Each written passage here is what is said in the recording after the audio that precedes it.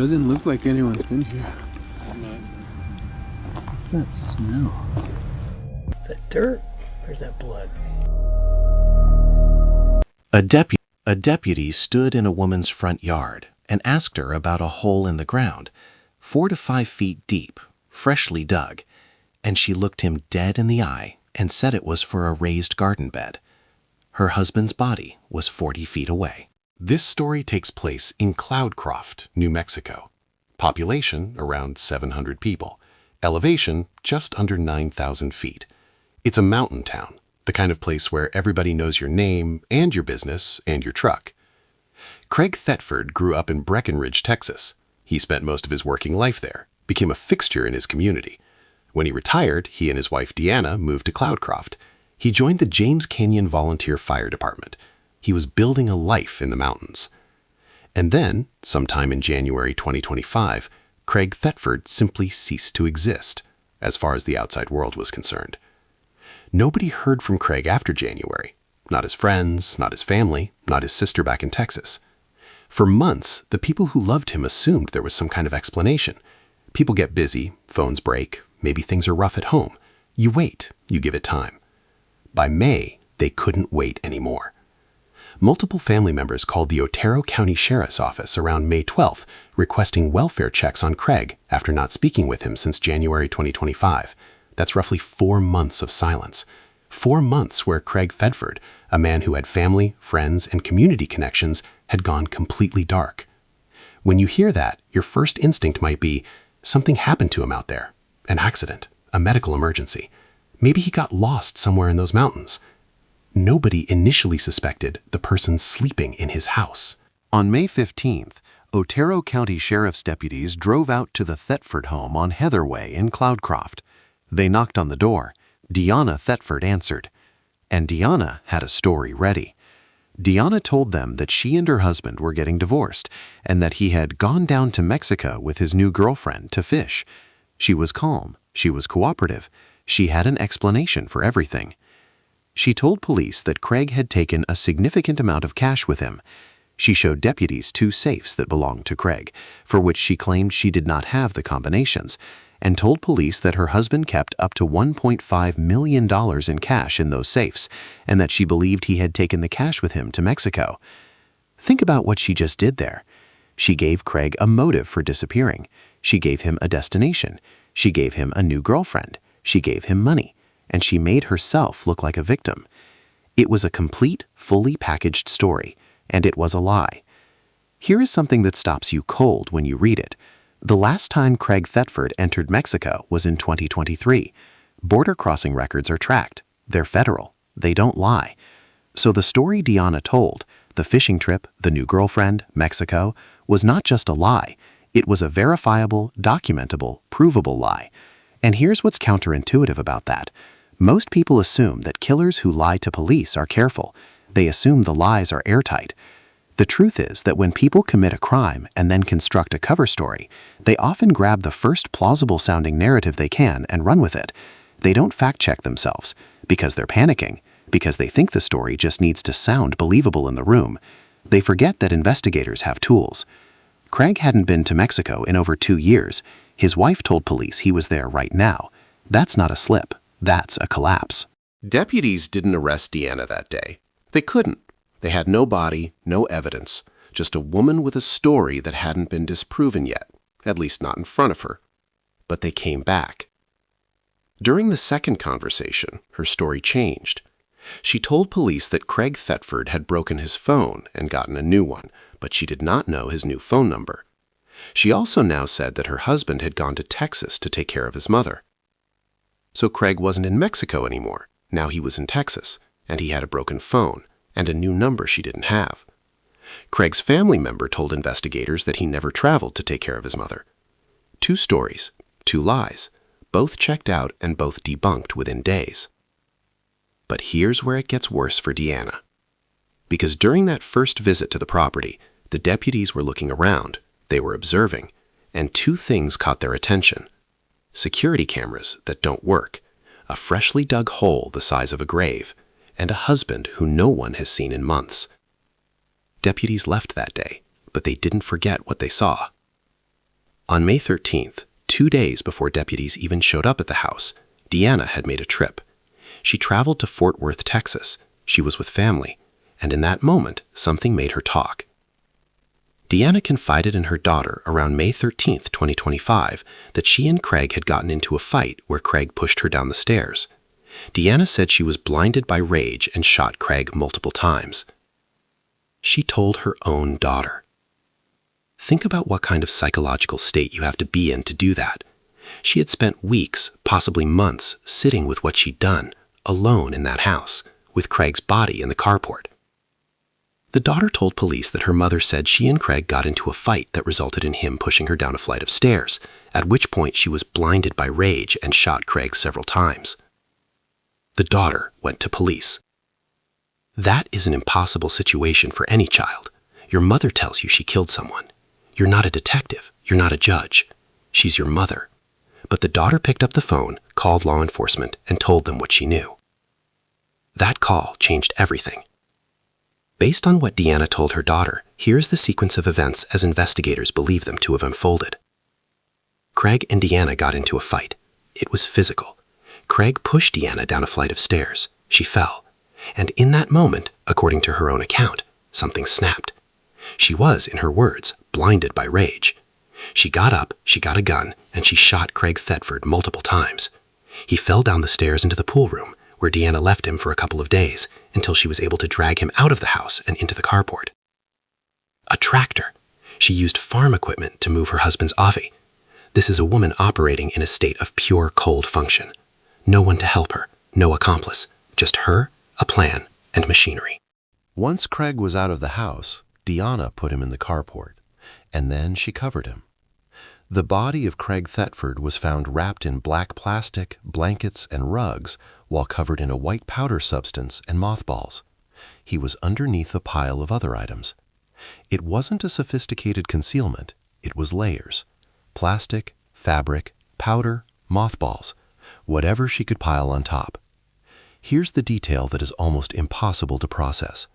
These materials were observed to be in the same setting on body cam footage from the deputies' first visit to the property on May 13, 2025, and visually remained untouched throughout the time until the search warrant was executed.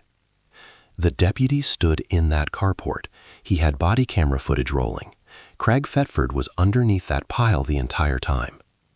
Investigators would later review that footage and realize what they had been looking at. Deanna wasn't just hiding a body. She was building an exit. At some point before Craig's family even reported him missing, Deanna had already started preparing to leave. Detectives determined that in February, Deanna purchased a home in Texas with a cash offer and purchased a Ford Mustang for herself. February. Craig's family didn't report him missing until May. That means while his family was still assuming he was just out of contact, Deanna had already secured a property in another state and bought herself a new car. That is not someone who acted in a blind rage and then panicked. That is someone who made a plan and worked it. When deputies first came to the house, she pointed them toward 2 large gun safes in the pool room. She told them she didn't have the combinations. She said Craig had $1.5 million in those safes and had taken the money to Mexico. It was a clever move on the surface. She was pointing them toward an explanation for Craig's disappearance. He had money, he ran. And she was presenting herself as someone locked out of that money, the abandoned wife. But she knew exactly what was in those safes. The gun was gone. The Kimber, the weapon that likely killed Craig Thetford, was missing. Deanna had it, had gotten rid of it, or had hidden it somewhere that investigators haven't found. And the $1.5 million she claimed Craig took to Mexico? Deanna was arrested in Texas after buying a home with cash that she reportedly obtained by hiring a locksmith to open the safes. She told deputies she couldn't open the safes. She hired a locksmith to open them before she left. She used that money, $84,200 in $100 bills, to buy a new property and start over.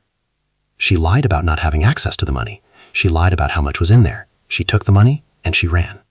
By June, investigators had the daughter's statement. They had the contradictions in Deanna's stories. They had border crossing data that demolished the Mexico narrative. They had the body camera footage of the carport. They had the property purchase in Texas. A search warrant was issued on June 17 for the property in Cloudcroft. Deputies went back to Heather Way. They went into the carport, and they found Craig Thetford exactly where Deanna said she had left him.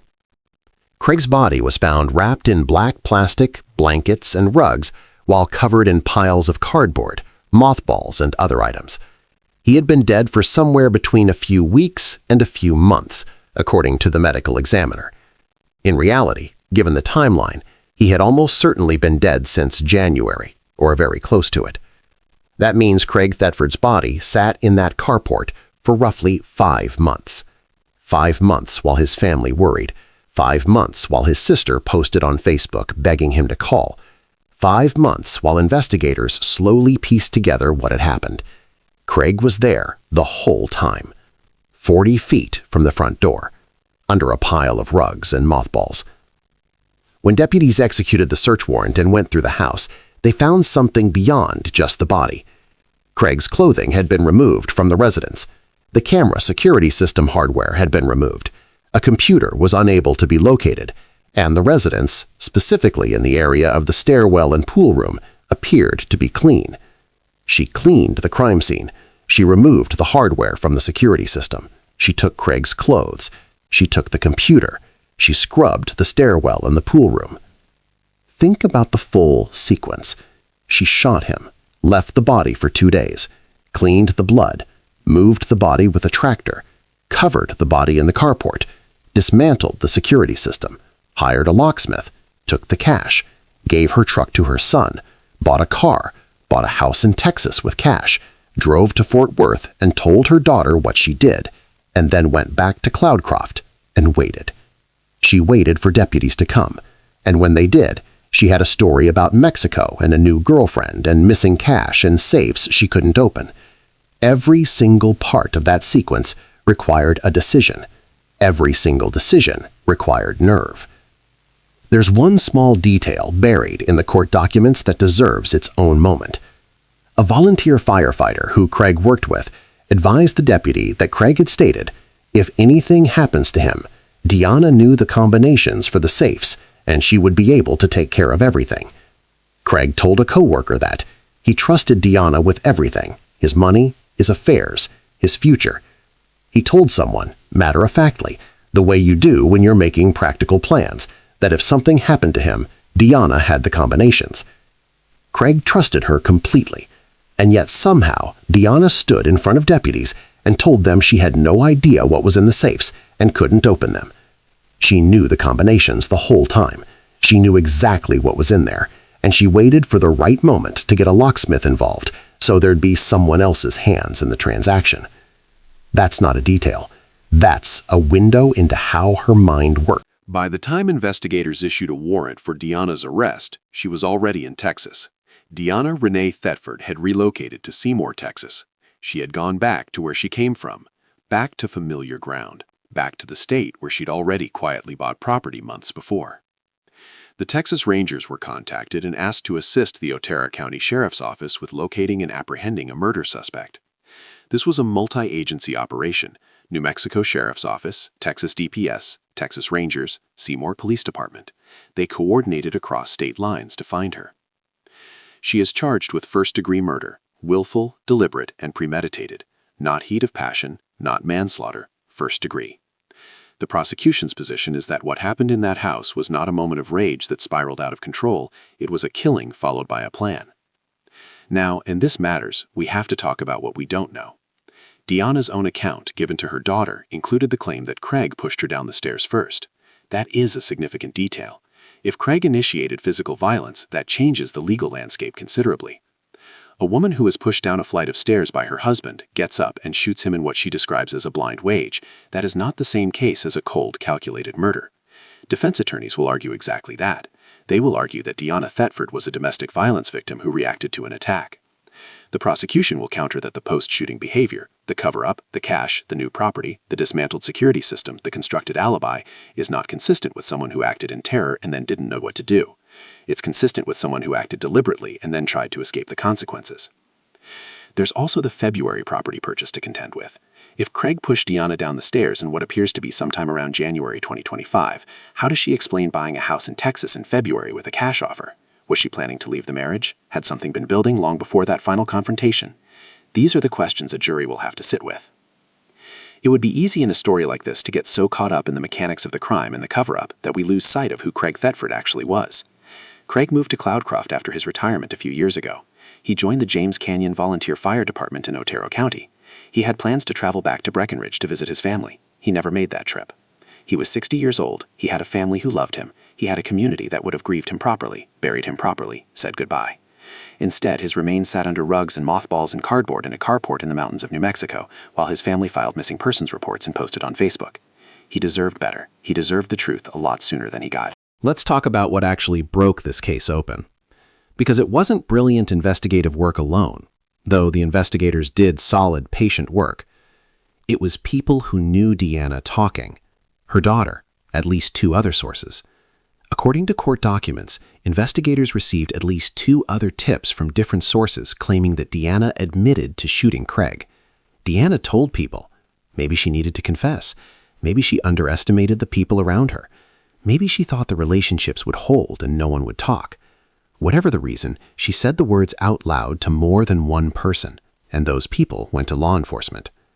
The security cameras that never worked, that was another problem for her, because if they never worked, why did she remove the hardware? An investigator notices that. What's the point of removing equipment that was never recording anything? The hole in the front yard, 4 to 5 feet deep, the deputies asked about it. She said garden bed. No garden appeared. The hole was never explained. That detail stayed in the back of investigators' minds. And the border crossing records, federal data, 2 years of no activity for a man who was supposedly fishing in Mexico right now. That's the kind of thing that transforms a story from unverified to false. Deanna made smart moves. The tractor, the mothballs, the dismantled security system, the cash, the Texas property, all of it shows someone thinking ahead. But she also made 2 critical mistakes. She told people, and she lied about things that could be checked. A deputy stood in a front yard and looked at a hole in the ground and asked a simple question. He got a simple answer, raised garden bed. He wrote it down, he kept going, he came back. That's often how these cases work. Not a single dramatic break, not one piece of evidence that cracks it all open. It's patience. It's people who talk when they shouldn't have stayed quiet. It's a daughter who made an impossible phone call. It's border records and body camera footage, and the fact that you can't just tell a lie and expect no one to check it. Craig Thetford was a 60-year-old retired man who wanted to volunteer for his community and plan a trip home to see his family. He ended up wrapped in plastic in a carport. Deanna Thetford is charged with putting him there. The case is still working through the courts. When there are updates, a trial date, new evidence, a verdict, we'll be back. But this is where things stand right now. A woman in a Texas jail, a family in Texas with answers they didn't want, and a hole in a front yard that was never going to be a garden bed. If this kind of deep dive storytelling is what you come here for, hit subscribe, because there's a lot more where this came from.